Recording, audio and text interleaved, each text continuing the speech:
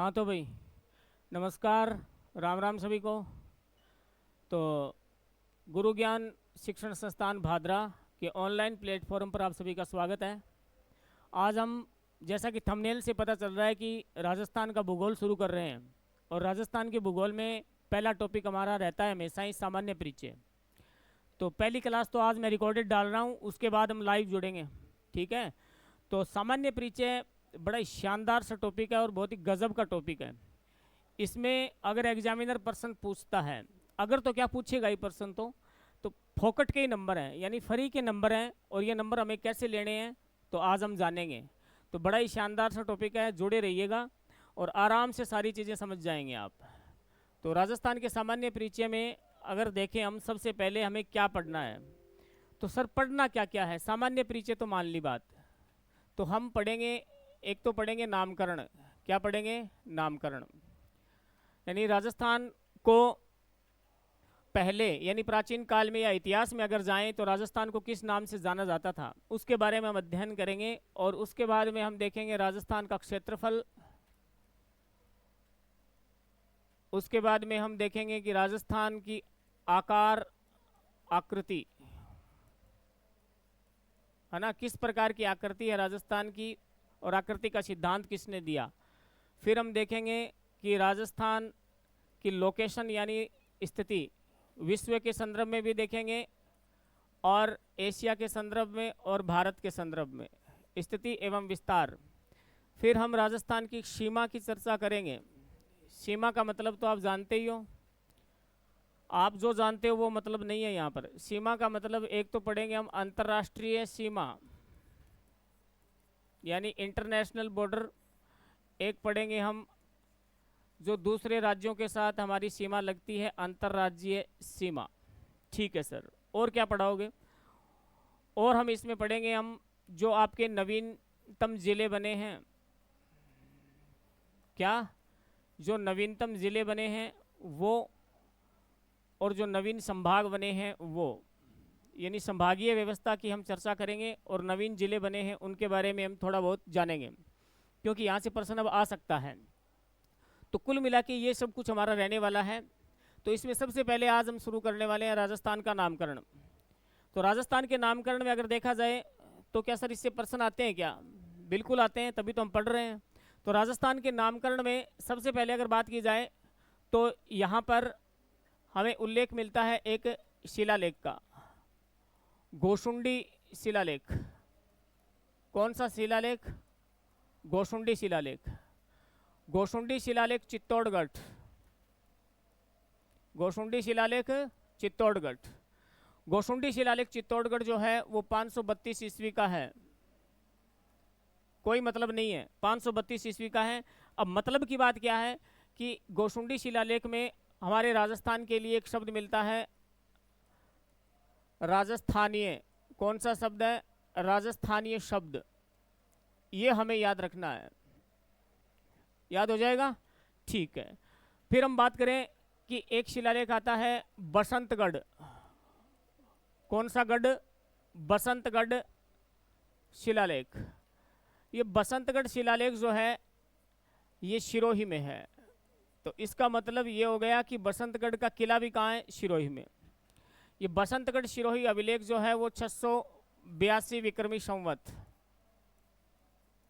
682 विक्रमी संवत का है। और इसमें राजस्थान के लिए जो शब्द मिलता है वो मिलता है राजस्थानादित्य। कौन सा शब्द है? राजस्थानादित्य शब्द। अभी तक हमने दो बातें जानी हैं। एक तो हमने देखा है कि राजस्थान के लिए राजस्थानीय शब्द कहाँ मिलता है, तो वो आपका मिलता है गोशुंडी शिलालेख। गोशुंडी शिलालेख कहाँ बताया है? चित्तौड़गढ़ में। कौन सा शब्द है? राजस्थानीय है। बहुत सिंपल बात है, आराम से याद हो जाएगा। बसंतगढ़ शिलालेख बै बसंतगढ़ बै 82। बसंतगढ़ शिलालेख सिरोही में 682 विक्रमी संवत है। और ईस्वी सन की अगर बात करें तो इसमें 57 कम कर दीजिए, 625 के आसपास निकलेगा। अब थोड़ा सा जैसे जैसे हम आगे की तरफ बढ़ते हैं तो एक बंदे का नाम आता है जॉर्ज थॉमस। कौन सा Thomas? George Thomas. George Thomas जो आयरलैंड के निवासी हैं तो क्या थे, है ना। आयरलैंड के रहने वाले थे और ये हमारे राजस्थान में आते हैं 1800 ईस्वी के आसपास। ये सन आपको याद रखना पड़ेगा। हालांकि ये सन आप भूल सकते हो, कोई बात नहीं है, ये भी भूल सकते हो, लेकिन 1800 ईस्वी का जो सन है वो आपको याद रखना है। जॉर्ज थॉमस ने राजस्थान के लिए सर्वप्रथम राजपुताना शब्द, कौन सा शब्द? राजपुताना शब्द का प्रयोग किया। ये आपको भूलने का अधिकार नहीं है, क्योंकि एग्जामिनर यहां से प्रश्न पूछता है। इंपॉर्टेंट लगा लीजिए आप इसे, इंपॉर्टेंट, कि सीधा सीधा प्रश्न आता है कि राजपुताना शब्द का प्रयोग सर्वप्रथम करने वाला कौन था, तो आपका उत्तर होना चाहिए जॉर्ज थॉमस। लेकिन इन्होंने मौखिक रूप से किया था। तो सर इस बात को प्रमाणित करने वाला कौन है? तो प्रमाणित करने वाला एक आदमी आएगा जिसका नाम है विलियम फ्रैंकलिन। कौन सा Franklin? William Franklin. William Franklin जो है वो 1805 के आसपास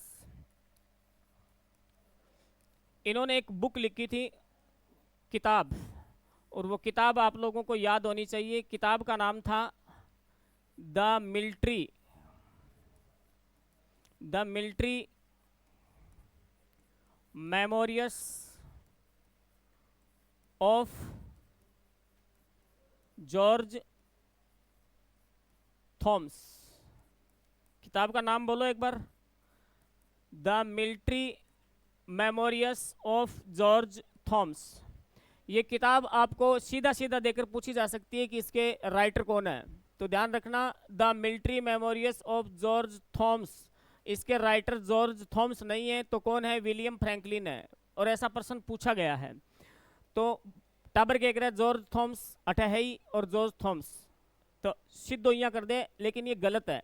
जॉर्ज थॉमस यहाँ पर नाम जरूर है, लेकिन ये किताब जो है वो किसकी याद में लिखी गई है? जॉर्ज थॉमस की याद में, यानी जॉर्ज थॉमस की सैन्य यादें। इस किताब का अगर मैं नाम बोलूँ हिंदी में नाम क्या होगा कि जॉर्ज थॉमस की सैन्य यादें। विलियम फ्रैंकलिन ने 1805 में ये किताब लिखी थी, और विलियम फ्रैंकलिन ने इस किताब में ये उल्लेखित किया है कि जॉर्ज थॉमस ही वो पहले व्यक्ति थे जिसने राजस्थान के लिए राजपुताना शब्द का प्रयोग किया है। इतनी बातें आपको याद होगी। बहुत ही आराम से, बड़े प्यार से पढ़ना है। अभी तक हमने सिर्फ 4 बातें पढ़ी हैं। गोशुंडी चित्तौड़गढ़ में 532 ईस्वी, और कौन सा नाम मिलता है? तो आपके सामने है राजस्थानीय शब्द। फिर हमने पढ़ा बसंतगढ़, बसंतगढ़ 82 682 विक्रमी संवत, राजस्थानादित्य शब्द मिलता है। जॉर्ज थॉमस ये इंपॉर्टेंट आदमी है, और 1800 ईस्वी में इन्होंने राजस्थान के लिए या इस धरा के लिए एक शब्द यूज किया, राजपुताना। और विलियम फ्रैंकलिन ने इस बात को प्रमाणित किया है इस पुस्तक में, और पुस्तक का नाम क्या है? The military memoirs of George Thomas. Clear? ये इतनी बातें आप लोगों को याद हो गई होंगी। चलिए अब हम थोड़ा आगे बढ़ते हैं। इसी कड़ी में थोड़ा सा और आगे बढ़ें तो यहाँ पर एक आदमी आएगा जिसका नाम है कर्नल जेम्स टॉड। बहुत ही खतरनाक आदमी है। एन भूल कौन को थे? इंपॉर्टेंट की है, वेरी इंपॉर्टेंट है। इसका प्रश्न आता ही आता है। ये ज्योग्राफी में भी आगे रहेगा, और जब आप हिस्ट्री पढ़ोगे राजस्थान का तब भी कर्नल जेम्स टॉड के स्टेटमेंट आएंगे, और जब आप कल्चर पढ़ोगे तब भी कोई ना कोई दुर्ग के बारे में, है ना, ये स्टेटमेंट कहेगा। तो इसको आपको याद रखना पड़ेगा, है ना। युद्ध के बारे में भी कमेंट करता है। तो 1829 के आसपास इन्होंने किताब लिखी थी, और वो किताब आप लोगों को याद रखनी पड़ेगी। इनकी बुक का नाम है the annals and antiquities of Rajasthan. Most important किताब है भाई साहब, ये किताब आप भूल नहीं सकते। The annals and antiquities of Rajasthan, है ना, 2-3 बार बोलोगे याद हो जाएगा, बहुत आसान है। The annals and antiquities of Rajasthan. इस किताब के लेखक कौन है? Colonel James Tod. 1829, ये सन भी याद रखना पड़ेगा। अब इस किताब में राजस्थान के लिए जो शब्द हैं वो 3 शब्द उल्लेखित हैं। एक तो राजस्थान शब्द, कौन सा शब्द है? राजस्थान शब्द। एक रायथान शब्द, और एक रजवाड़ा शब्द। कौन सा शब्द है? रजवाड़ा। तो ये तीनों आपको याद रखने पड़ेंगे, है ना, इंपॉर्टेंट है ये। राजस्थान, रायथान, रजवाड़ा। सीधा सीधा एग्जाम में प्रश्न आता है कि बताइए हमारे इस भूभाग के लिए सर्वप्रथम राजस्थान शब्द का प्रयोग करने वाला कौन है? तो आपका उत्तर होगा जेम्स टॉड। James Tod. कब किया? 1829 में। और किताब का नाम आपको पता होना चाहिए, the annals antiquities of Rajasthan. कोई बात नहीं है, पूरा नाम याद ना रहे तो कीवर्ड याद रखा करो, है ना। एंटिक्विटी याद रखो, antiquity, colonel James Tod. Rajasthan, रायथान, रजवाड़ा। क्लियर? देखो राजपुताना शब्द तो जॉर्ज थॉमस है, और राजस्थान, रायथान, रजवाड़ा कौन है? कर्नल जेम्स टॉड है। अब ये इतना इंपॉर्टेंट आदमी है, इतना इंपॉर्टेंट है कि इस किताब का आपको प्रकाशन भी पूछा जाता है कि इसका प्रकाशन किसने किया। तो इसके प्रकाशक का नाम आता है विलियम। अब विलियम फ्रैंकलिन नहीं है यहाँ पर, विलियम क्रुक। कौन है? William Crook. तो विलियम क्रुक ने इस किताब का क्या किया था? प्रकाशन किया था। ठीक बात है। हालांकि इस किताब का 2 बार प्रकाशन हुआ है, कोई खास बात नहीं है। अब ये किताब इंग्लिश में थी, तो हम ठहरे राजस्थानी, तो हमें थोड़ा भाई हिंदी अनुवाद करके बताओ। तो हिंदी अनुवाद इस किताब का किया गया। तो वो हिंदी अनुवाद करने वाले कौन थे वो आपको पता होना चाहिए। तो पंडित जी थे भाई, पंडित गौरी शंकर हीराचंद ओझा। पंडित गौरी शंकर हीराचंद ओझा, इस नाम को आपको याद रखना पड़ेगा। इसका हिंदी अनुवाद किया था। और पंडित गौरी शंकर हीराचंद ओझा जो है, इनके बारे में थोड़ी सी आपको बात बता देते हैं। ये रोहिड़ा गांव सिरोही के रहने वाले। कहाँ के रहने वाले? रोहिड़ा गांव सिरोही। हालांकि इनका जन्म 1863 में हुआ था, कोई खास बात नहीं है। गौरी शंकर हीराचंद ओझा रोहिड़ा गांव सिरोही के रहने वाले। इन्होंने किताबें भी लिखी थी, बहुत ज़बरदस्त किताबें इनकी। हालांकि एक किताब का नाम है भारतीय प्राचीन लिपिमाला। भारतीय प्राचीन लिपिमाला।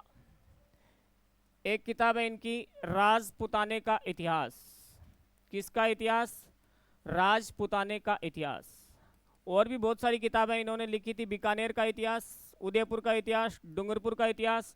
लेकिन आपको इतना याद नहीं रखना है, ये तो नाम आ गया इसलिए मैंने थोड़ा बता दिया। पंडित गौरी शंकर हीराचंद ओझा रोहिड़ा सिरोही के रहने वाले हैं, और इनकी एक किताब है भारतीय प्राचीन लिपिमाला, और एक किताब है राजपुताने का इतिहास। ये किताब इंपॉर्टेंट है, राजपुताने का इतिहास, थोड़ा ध्यान रखना इसका, है ना।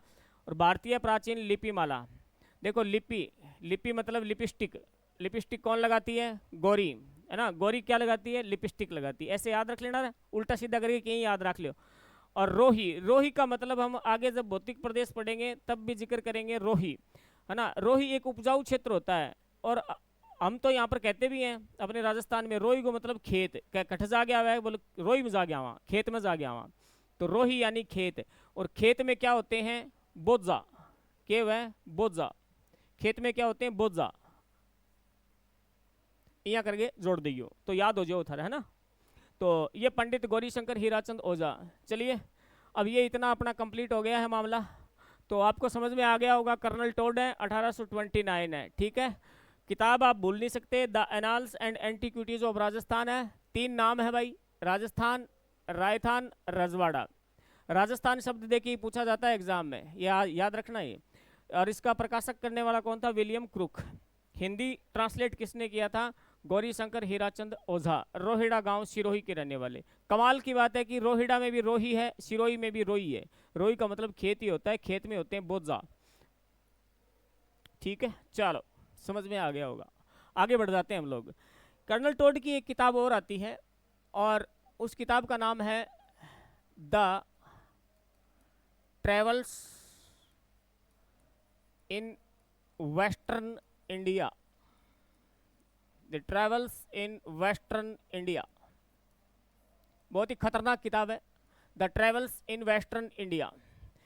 ये किताब जो है वो 1839 में आई थी, और इस किताब का जो प्रकाशन करवाया था, है ना, वो प्रकाशन करवाया था इनकी पत्नी थी जूलिया।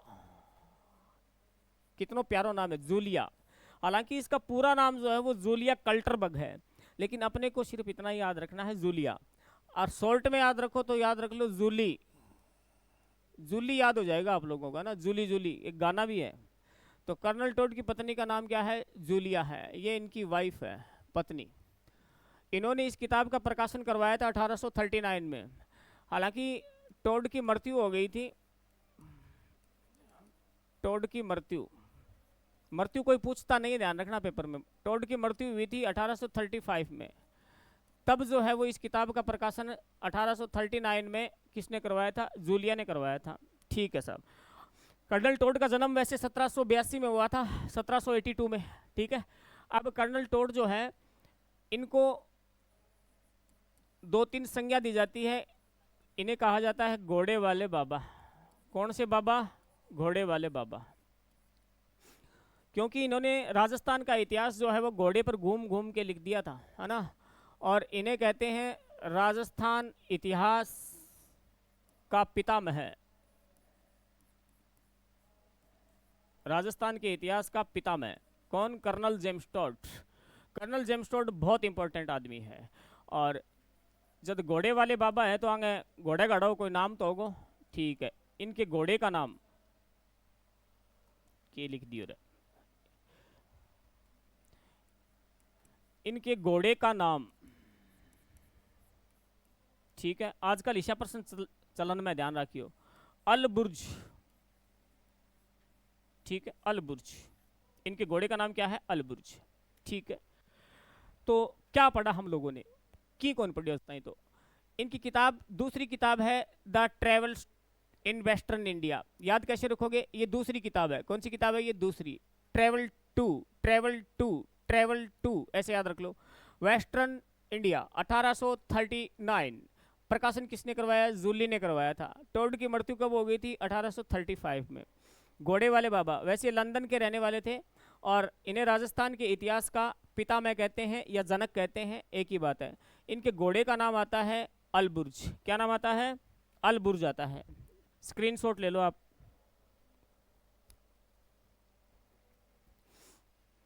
चलिए, अब अगर बात करें कि नेक्स्ट कर्नल टोड के बाद में थोड़ी सी बात अगर मैं करूं, ये टॉपिक अब एंड होने वाला है, नामकरण वाला।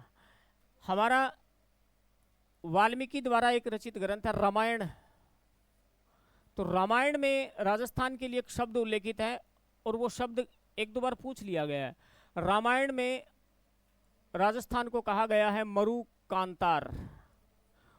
मरु कांतार शब्द, यानी अगर इस शब्द को मैं तोड़ मरोड़ के देखूं तो यहाँ पर मरु शब्द लिखा हुआ है, और मरु शब्द का वैसे शाब्दिक अर्थ देखा जाए तो मरुस्थल ही होता है। क्या होता है? मरुस्थल। और मरुस्थल हम पढ़ेंगे भौतिक प्रदेश में। तो रामायण जो, ये आपने देखा कि रामायण में मरुकांतार शब्द मिलता है, और एक आपका आता है ऋग्वेद। सबसे प्राचीन वेद माना जाता है। ऋग्वेद में राजस्थान के लिए जो शब्द उल्लेखित है वो है ब्रह्मवर्त। कौन सा वर्त? ब्रह्मवर्त। अब याद कर लेना ऐसे, है ना। ऋग्वेद में नीचे री है, ब्रह्म में री है, ऐसे याद हो जाएगा, है ना। तो याद करने को कैसे भी कर लो, ऋग्वेद में री है, ब्रह्म में री है, तो ऐसे याद हो जाएगा। और रामायण में क्या है? मरु का अंतार है। तो ये थोड़ा थोड़ा ध्यान रखना, ज्यादा इस पर दिमाग मत लगाना। रामायण में मरु का अंतार, ऋग्वेद में ब्रह्मवर्त। चलिए सर, बहुत बढ़िया। आगे बताओ। आगे हम अगर बात करें तो एक लेखक का नाम आता है मोहनोत नैणसी। क्या गजब का आदमी था मोहनोत नैणसी। और मोहनोत नैणसी की एक रचना है नैणसीरी ख्यात। राजस्थान की सबसे प्राचीन ख्यात मानी जाती है नैणसीरी ख्यात। ठीक बात है। नैणसीरी ख्यात 1665, है ना। और फिर आता है एक वीरभान, एक लेखक है वीरभान, है ना। वीरभान की एक रचना है राज रूपक। कौन सी रूपक? राज रूपक। इन दोनों में राजस्थान के लिए एक शब्द मिल जाता है, और वो शब्द है राजस्थान शब्द। कौन सा शब्द? राजस्थान शब्द। अगर आपसे रेफरेंस देके पूछा जाता है कि बताइए नैनशीरी ख्यात में कौन सा शब्द मिलता है? तो आपका उत्तर क्या होगा? राजस्थान शब्द। अगर आपसे रेफरेंस देके पूछा जाता है कि बताइए राज रूपक में कौन सा शब्द उल्लेखित है, तो राजस्थान शब्द।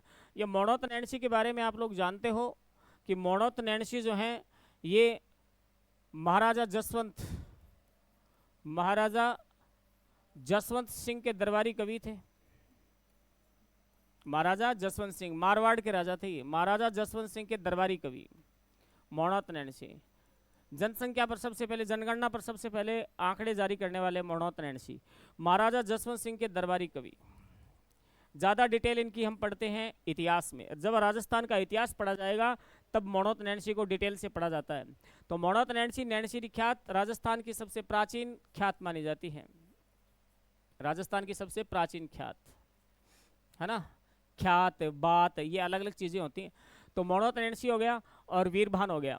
तो इस स्लाइड में हमने क्या देखा? रामायण। रामायण जो है वाल्मीकि ने लिखा। रामायण में मरुकांतार शब्द मिलता है और ऋग्वेद में कौन सा शब्द मिलता है? ब्रह्मवर्त। कंफ्यूजन दूर करने के लिए याद कर लो, ब्रह्म में रै नीचे है, यहाँ पर री है। मोणोत नैनशी, नैनशीरी ख्यात, कोई समस्या नहीं है। वीरभान की रचना है राजरूपक। इनमें अगर रेफरेंस देके पूछता है तो आपको उत्तर होगा राजस्थान शब्द इसमें मिलता है। ठीक है, यहाँ तक कोई समस्या नहीं है। स्क्रीनशॉट ले लो, लेना चाहो तो। चलो आगे बढ़ जाते हैं। अब जैसे ही हम आगे जाते हैं तो आधुनिक राजस्थान में हम एंट्री कर रहे हैं। अब अभी तक हम अगर बात की जाए कि इस भौगोलिक प्रदेश के लिए अभी तक राजस्थान शब्द है वो संवैधानिक रूप से मान्यता इस शब्द को नहीं मिली है, यानी सभी ने अपने अपने तरीके से इसका नाम ले लिया। अब आता है एकीकरण। कौन सा करण? एकीकरण। एकीकरण के दूसरे चरण, वैसे 7 चरणों में पूरा हुआ था एकीकरण। एकीकरण के दूसरे चरण में राजस्थान शब्द प्रयोग में लाया गया। प्रयोग में लाया गया। इस शब्द को आपको हाईलाइट करना है। कौन से शब्द को प्रयोग में लाया गया? अभी तक मान्यता नहीं मिली है। राजस्थान शब्द प्रयोग में लाया गया। अब ये प्रश्न इंपॉर्टेंट है, आरएस में पूछा गया था, ये इंपॉर्टेंट है कि बताइए राजस्थान के लिए राजस्थान शब्द एकीकरण के कौन से चरण में सर्वप्रथम प्रयोग में लाया गया? तो सिर्फ एक ट्रायल किया था, ये ट्रायल है ना, अपन बोलते ना ट्रायल।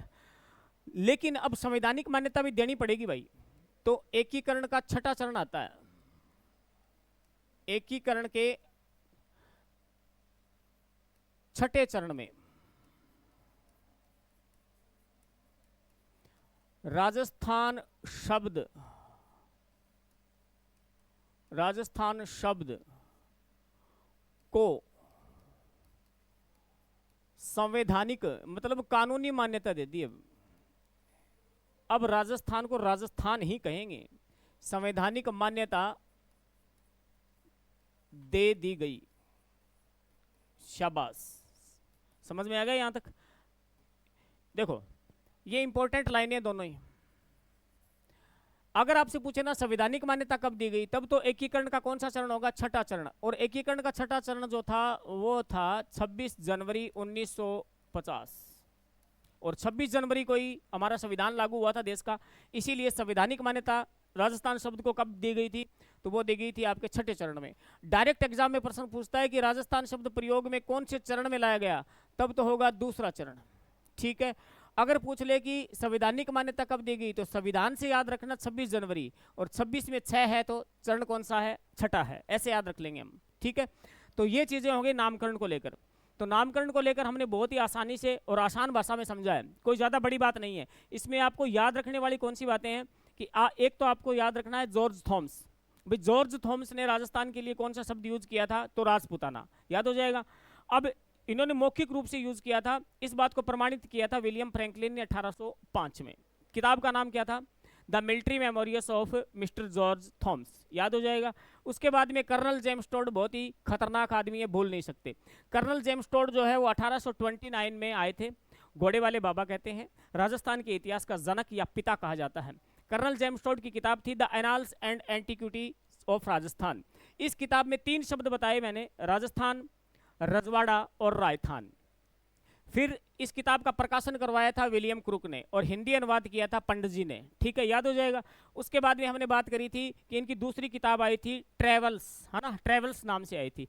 आपको कीवर्ड याद रखने हैं, ट्रेवल्स टू यानी 2 नंबर पर थी।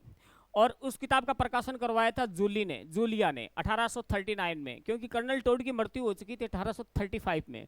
उसके बाद में अगर बात की जाए, कर्नल टोड के घोड़े को नाम अलबुर्ज बता दे हुआ थे। उसके बाद में एक चीज छूट गई यहाँ पर, कर्नल टोड के गुरु का नाम पूछ लेते हैं वो, तो कर्नल टोड के गुरु का नाम, टोड के गुरु का नाम पूछा हुआ है ये, पर कर्नल टोड के गुरु कौन है? यति ज्ञानचंद्र, ये थोड़ा आप देख लेना, है ना, यति ज्ञानचंद्र, ठीक है। और बाद में हमने देख ही लिया कि भाई एकीकरण के दूसरे चरण में तो राजस्थान शब्द प्रयोग में लाया गया है, और एकीकरण के छठे चरण में राजस्थान शब्द को हमने संवैधानिक मान्यता दे दी है। क्लियर? तो यहां तक कोई समस्या नहीं होनी चाहिए मुझे लगता है। अब हम आगे बढ़ रहे हैं, नामकरण हमारा कंप्लीट हो चुका है। अब हम बात करेंगे राजस्थान के क्षेत्रफल को लेकर। बताओ गुरुजी, क्षेत्रफल बताओ थे तो। राजस्थान का क्षेत्रफल देखो, राजस्थान का जो क्षेत्रफल है वो हम अगर बात करें तो 3,42,239 वर्ग किलोमीटर, ठीक है, वर्ग किलोमीटर। ये तो है आपका किलोमीटर में।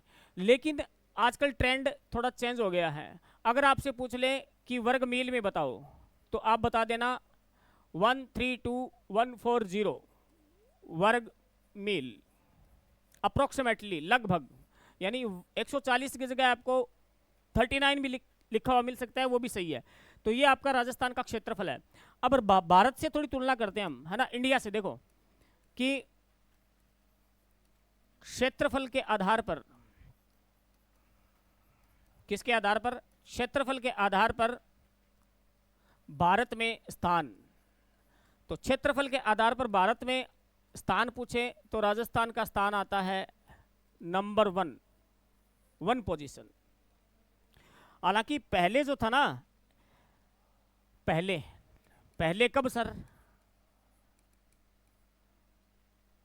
सन 2000 में एमपी से यानी मध्य प्रदेश से छत्तीसगढ़ अलग हो गया। पहले हम 2 नंबर पर थे, है ना, 2 नंबरी थे।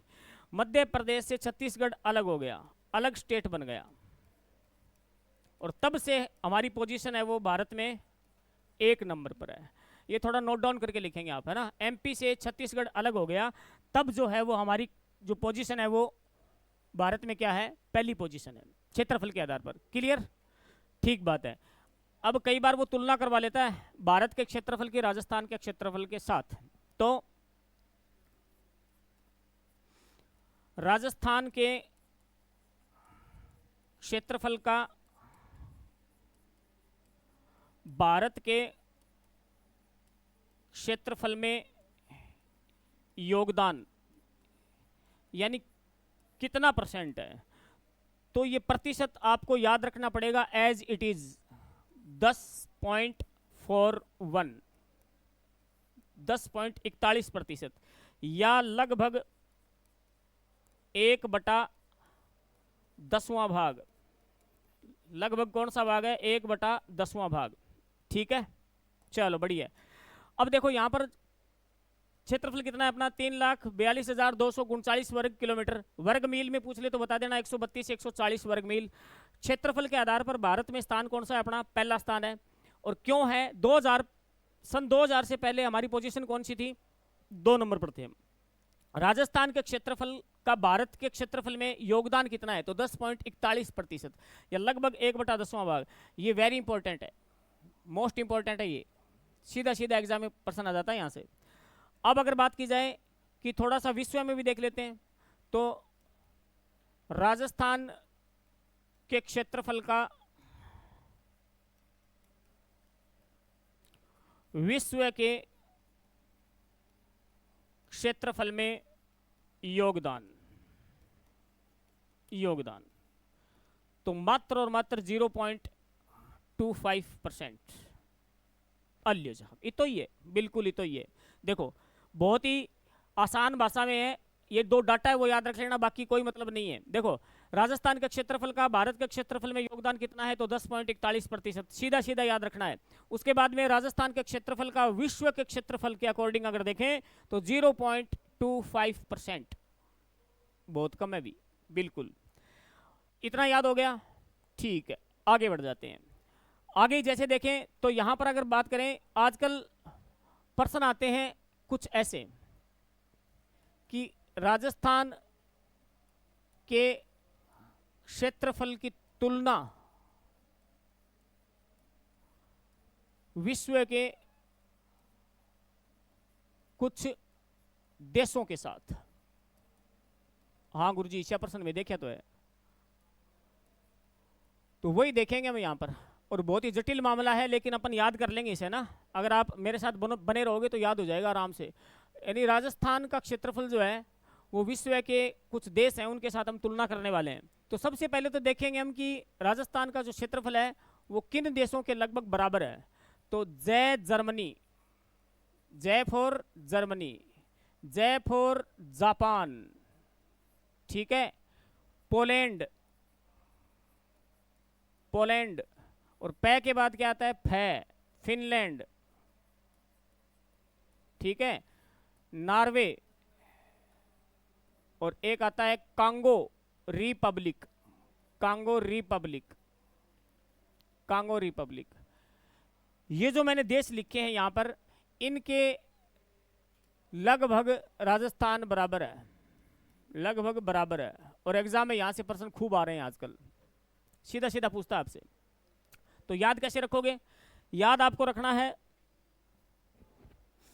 कि जय जर्मनी, जय जापान, दो तो ऐसे याद हो जाएंगे, जय जर्मनी, जय जापान, पै पोलैंड, और पै के बाद फै फिनलैंड, और नॉर्वे और कांगो, नॉर्वे और कांगो, इनके राजस्थान क्या है, बराबर है। अब कहानी यही नहीं रुकती, कहानी अब आगे आपसे पूछेगा वो कि बताइए ग्रेट ब्रिटेन से राजस्थान कितना गुना बड़ा है। ग्रेट ब्रिटेन, पहले मैं एक बार नाम लिख देता हूं इनके, फिर वो पूछेगा आपसे नेपाल, फिर वो पूछेगा एक नाम है चेकोस्लोवाकिया। कौन सा वाकिया, चेकोस्लोवाकिया। कई तो मेल इतरिया नाम ही पहली बार सुने अपना, चलो कोई बात को नहीं, चेकोस्लोवाकिया एक देश है। फिर अगर बात करें श्रीलंका, कौन Sri Lanka, Sri Lanka, Bhutan, land of Thunderbolt कहा जाता है भूटान को। भूटान के बाद में अगर बात की जाए, एक देश आता है बेल्जियम, बेल्जियम, और एक देश आता है, किता करवाओगा यहाँ, बस वो एक ही करांगा, इजराइल। इजराइल एक देश है, बड़ा ही खतरनाक देश है ना, वर्तमान में खूब चर्चा में है ये इजराइल। देखो हमने बराबर वाली देख लिए कि जय जर्मनी, जय जापान, दो तो ऐसे याद हो जाएंगे, पै पोलैंड, पै के बाद फै Finland, Norway Congo, Norway Congo के लगभग बराबर है। ग्रेट ब्रिटेन, अब देखो ग्रेट शब्द को हम अलग बोलते हैं और ब्रिटेन शब्द को अलग बोलते हैं। तो ग्रेट ब्रिटेन यानी एक हमने ये शब्द बोला ग्रेट, एक ये बोला ब्रिटेन, तो कितनी बार बोला, दो बार बोला, इसका मतलब 2 गुना बड़ा है। राजस्थान कितना गुना बड़ा है, 2 गुना बड़ा है। फिर नेपाल, तो नेपाल में जो लोग हैं उनकी हाइट कम ही होती है, यानी 2.5 फुट का आदमी हुआ है, तो 2.5 गुना बड़ा है, ठीक है। चेकोस्लोवाकिया से 4 गुना नहीं 3 गुना बड़ा है, चेकोस्लोवाकिया से 4 गुना नहीं 3 गुना बड़ा है। श्रीलंका से 5 गुना बड़ा है। एंगी बताओ गुरुजी ट्रिक जद माना था ना, श्रीलंका से बताऊंगा, 1 मिनट रुको। भूटान से 8 गुना बड़ा है, भूटान से 8 गुना बड़ा है। बेल्जियम से 11 गुना बड़ा है, और इजराइल से 17 गुना बड़ा है। कितना गुना बड़ा है, 17 गुना बड़ा है। अब मैं आपको याद करवाता हूँ ना, देखो श्रीलंका वाला याद करवाता हूँ आपको। जैसे ये भारत है, भारत का दक्षिणी पार्ट हमने ले लिया, और यहाँ पर एक देश है, ये लटकेड़ो एक देश है श्रीलंका। कौन श्रीलंका, श्रीलंका, शाबाश। अब देखो भारत का ये दक्षिणी हिस्सा है, मतलब भारत की ये पैर है नीचे, है ना। तो भारत के पंजों के नीचे कौन है? श्रीलंका। पंजा मतलब 5, पंजा मतलब 5। वापस आइए, श्रीलंका से कितना गुणा? 5 गुणा। याद हो जाएगा कि भारत के पंजों में कौन है? श्रीलंका। पंजा मतलब क्या होता है? 5 होता है, तो 5 गुणा। अब भूटान वाला आपको इंग्लिश में याद करना पड़ेगा। भूटान में ट है और 8 को मैं ऐसे लिख सकता हूं 8, तो 8 में भी ट है, तो भूटान ट 8 ट, तो 8 गुना बड़ा है। कितना गुना? 8 गुना। और बेल्जियम, अब बेल्जियम से कितना गुना बड़ा है? 11 गुना बड़ा है। गुरुजी एम ट्रिक बताओ, सारा हम ट्रिक कौन मांगेगा? अब देखो इजराइल, इजराइल जो है मैंने कहा कि बहुत ही खतरनाक देश है, तो इजराइल से सभी को खतरा, खतरा मतलब 17, खतरा मतलब 17। एक बार दोबारा देख लो इसको।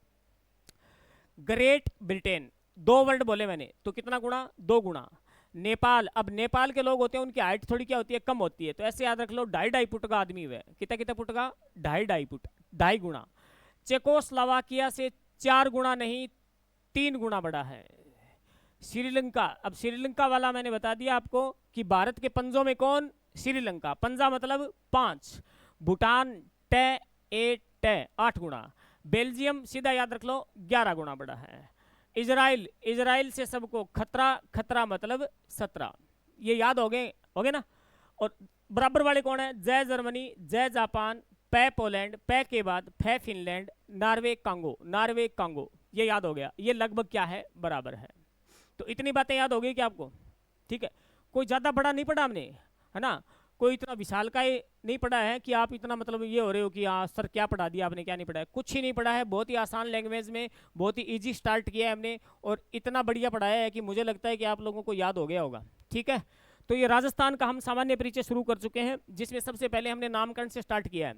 नामकरण का मतलब राजस्थान को प्राचीन काल में इतिहास में किस नाम से जाना जाता था। फिर धीरे धीरे हम आधुनिकता के दौर में आए और एकीकरण में हमने देखा कि 26 जनवरी 1950 को राजस्थान शब्द को संवैधानिक मान्यता दे दी गई थी। उसके बाद में हमने राजस्थान का क्षेत्रफल देखा है और भारत के साथ इसका कंपैरिजन भी किया है। फिर विश्व के अन्य देशों के साथ भी हमने इसकी तुलना करी है, तो ये आपको याद हो गया होगा। बाकी जो आगे की क्लास है वो हम बाद में कंटिन्यू करेंगे, और अगली क्लास शायद हम लाइव लेके आएंगे। ठीक है, तो उसमें लाइव में क्या होता है कि आपका जो क्वेश्चन होता है, कोई डाउट होता है तो वो आप पूछ सको, है ना। तो तब तक के लिए धन्यवाद, जय हिंद।